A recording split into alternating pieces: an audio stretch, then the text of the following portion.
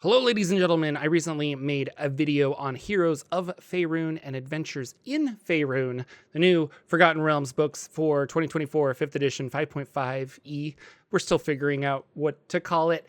And they released a couple of digital supplements. One of them I wanted to touch on, which is the Netheril's Fall. Hello, everybody. Jordan here. The PH is silent, and this is Netheril's Fall. We have some really cool art here of, I think this is the Shadow Enclave, or maybe this is the time portal you're going through. It's kind of interesting. So what's cool about this is it gives you kind of basically the same stuff that was in Adventures in Faerun, but way back 2,000 years ago, or 1,500 years ago, roughly-ish, in the world of the Netheril, which is this high magic sorcery kind of place.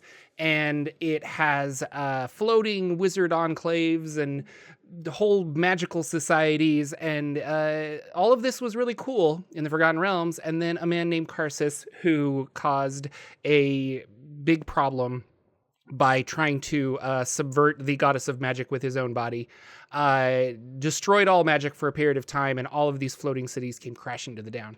And so basically, this feels very added on. Like they maybe had an idea for a Netherese book, or maybe they had. I feel like this wasn't just written for Adventures in Faerun, but maybe it was, and they just didn't put it in the book. I also feel like this was intentional to be tied with one of the characters from Baldur's Gate 3, kind of like how Asterion was. I don't know. This kind of feels, I like it, but it feels like it came out of nowhere. And so I wanted to talk a little bit about it, about what I like and what I don't like. And then if you're interested in a setting like this, there's actually a 2e book that you can get, Empires of the Arcane or Empires of the Netheril. We'll look at it. There's a 2e book that you can get that will kind of be a really good companion piece to this if you want to actually have an adventure in ancient Netheril.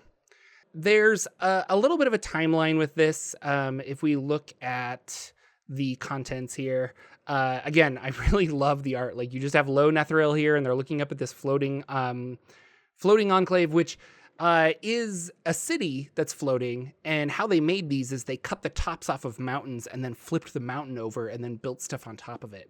If you are curious and you don't know about the Netherese, I'll link a video down below. It's a two-parter video, so I'll put both links in the doobly-doo. But you can watch that, and it's an older video, but it's an older code, sir, but it checks out. Kind of talks about the history of the Netherese and Karsus's folly and all that other stuff. So this is like using this supplement. How do we do this? There's some information here, and I don't know if you can buy this outright now that I think about it. I wonder if you have to get it bundled. But maybe you'll be able to get it. I'm not sure. Maybe you have access to this. Maybe you don't. Maybe I'm just highlighting stuff. But here is a map of Netheril. And what I liked about this is basically it's like the Anarok Desert is now.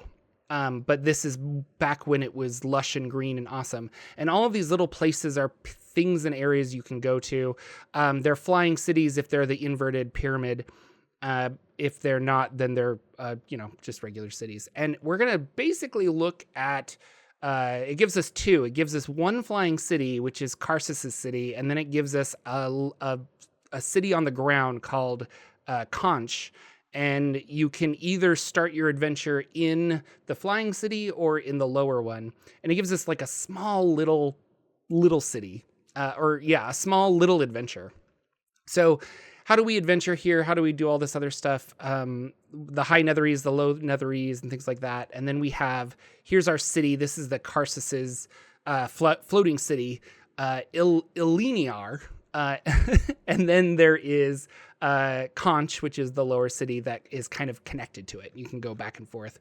Some interesting stuff, though. It had some cool things about like different locations you can go to in this city. And as far as just like an adventure location, this is useful for a lot of reasons. You can kind of, there's NPCs here that they talk about. There's like problems going on and things like that. It's not enough to have a full Netheril adventure, but it's close. It's fun. There's Netherese magical anomalies. So I kind of like these. There's just weird areas that magic is gotten so abundant and has infiltrated the common area. So like here's one where it's just you walk into a communal telepathy zone. Or a dampened magic zone where magic just doesn't work as well as it could. Like almost an anti-magic zone, but not really. Low gravity zones, unstable gravity. And then it talks about magical hazards. And this was actually one I really liked a lot. So there's arcane effluence, which is just kind of weird things and magical potions that are not working well.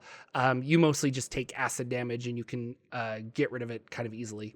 Glitter moss is a radiant moss. Like you get close enough and it sparkles, but it sparkles so much that it covers you in radiant spores and you take damage and then you're blinded and you can then relay that radiant spore damage to other people. And I thought that was fun. I think this is something that you could use for any dungeon or kind of a celestial campaign where you need some kind of a hazard. Glitter moss could easily be that. And then on the other side of that, or a Fey campaign would be a good thing for glitter moss. And on the flip side of that, shadow bark, which is necrotic damage. And it's the idea that this dark moss grows on these trees that are underneath these Netherese cities. And the Netherese cities kind of radiate downward. So these trees get this necrotic moss on it. And if you go and touch it, it does damage to you. But you can push that back by doing radiant damage to it. Wildstorm is basically a weird windstorm in a certain area, but if you walk in, you roll on this D20 effect table and you can get some weird stuff. There's everything from taking fire damage or force damage, poison damage, to an 18-19, you gain a +2 bonus to AC for an hour, or a 20, you have the invisible condition for 1 minute. I thought that was fun. And then Witchbriars feel kind of like Planescape Devil Root or something. I forget what they call it, but feels kind of like that, where it's like it's alive. It'll try to grapple you and things. But how do we get through time? How do we get back in time to the Netheril? Well, there are time gates, and they've come up with this idea that there are two kind of known time gates within Faerun that you can access, and it will take you specifically just to the point of the Netheril. There might be others. It's kind of like up to the DM on how you want to use them, but other magical creatures or extinct animals and things like that will be around this time gate because it operates like a two-way door and other things can like come back. So this is kind of a really cool idea where they're jumping down into this time gate and there are woolly mammoths out there just hanging out. Gives you some information about it.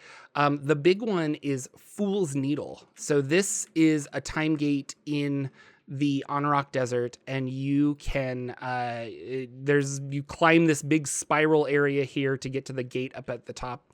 As far as I know, it's always up and running. I kind of liked the idea that maybe it is I don't know, there's like a very specific time of day that it needs to be there that you can access it, but apparently not. So it'll tell you, and then there's a little adventure that's like, hey, this is a level 3 adventure where a guy wants you to, he's going to die soon, and he's like, I just need to know that the time gate exists. I've spent my whole life looking for it. So you climb up and you go through the time gate.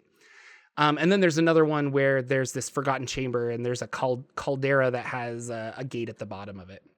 But once you're in the past, they have another adventure called Escape from the Past, which is basically Karsus is going to he's in the process of casting the spell Karsus's Folly, and it's going to destroy all of magic, and you have to go back and assist in some way. What I like about this is that it's this cool point in history, and you can do these cool things, and you can run around. And if you're into the lore of D&D, it's like a fun thing to do. But this is a pretty easy adventure, and the actual final encounter isn't so much about stopping Karsus, but just like delaying it enough that you can get back to your own timeline. I thought that was kind of sad because people are not going to want to be like, well, they're going to want to stop this and then go back to the future and see how everything's changed. And there's not a lot of information on how to do that. I don't think Wizards of the Coast wants their history to be that fluid. There are some fun magic items like the Arcane Battery to recharge magic items. That's something I think you could throw into any game, would work really well in an Eberron game. The Hat of Vortices was really fun. Magens, I believe we have a Magen spell from Realm of the Frost Maiden where we can create these creatures, but these are magical constructs that kind of do whatever they're tasked to do. And there's a whole bunch of them in this. They're like the main antagonists that you're going to fight. And then I really liked the Mythalar Cloak, which just gives you a bonus action to fly for a minute. You can kind of zip around, and when you do damage to creatures, you do deal an extra 1d4 radiant damage. I wish there was art for it, but yeah, that's a cool one. I like that. Yeah, we'll put it on the other side. How about that? And Arcane Age is really cool because it's how do I have a campaign in the time of the Netheril? So what this online supplement gives us is really kind of in detail, more fleshed out in this PDF, and they kind of work in tandem. So with this, we have, let's see here. We have basically two places we can go. We can go to Conch, or we can go to Karsus's, which I think is called, oh, it's down here at the bottom. So it's, yeah. But in this document, it gives us more information on the history, more information on Mythalar and how they work.